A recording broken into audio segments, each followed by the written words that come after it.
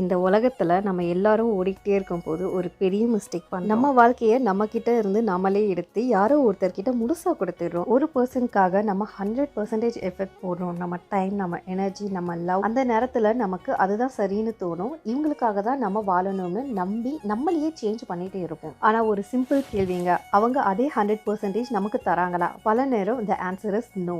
அப்போ என்ன ஆகும்? நம்மளையே லூஸ் பண்ண ஆரம்பிப்போம். ஒரு நாள் அந்த பர்சன் போயிட்டாங்கன்னா நம்மக்கிட்ட என்ன மிச்சம் இருக்கும்? நம்ம டைம் போயிடும், எனர்ஜி, ஐடென்டிட்டி எல்லாமே மாறிடும்.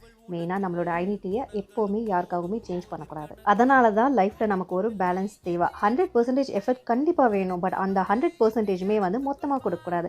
50% ஒரு பர்சனுக்காக, இல்லைனா உங்கள் ஃபேமிலிக்காகவுமே, மீதி 50% ஃபுல்லாக வந்து உங்களுக்காக மட்டும்தான் ஸ்ப்ளிட் பண்ணி நீங்கள் நேரத்தை ஒதுக்கணும். Health, growth, future, self respect plus உங்களோட ஐடென்டிட்டி அண்ட் ஃபினான்ஷியலி பார்த்தீங்கன்னா இண்டிபெண்ட்டாக இருக்கணும். பேலன்ஸ் இருக்க 50% ஸ்ப்ளிட் பண்ணி உங்கள் ஃபேமிலி, ஃப்ரெண்ட்ஸ்னு சொல்லிட்டு நீங்கள் யாருக்காக வேணாலும் எஃபர்ட் போடலாம். ஏன்னா நீங்கள் ஒரு 50% லாஸ் ஆனாலுமே உங்களுக்கு இன்னொரு 50% ஸ்டடியாக அவங்கள வாழ வைக்கும். ஆனால் நீங்கள் பேலன்ஸாக இருந்தீங்கன்னா உங்களை விட்டு போகிறவங்க கூட இவங்க ஸ்ட்ராங்னு நினச்சி ஒரு தடவைக்கு 2 தடவை யோசிப்பாங்க. அதனால் உழைப்பை நிறுத்தாதீங்க, லவ்வையும் குறைக்காதீங்க. ஆனால் டைரக்ஷனை மட்டும் கொஞ்சம் சேஞ்ச் பண்ணுங்கள்.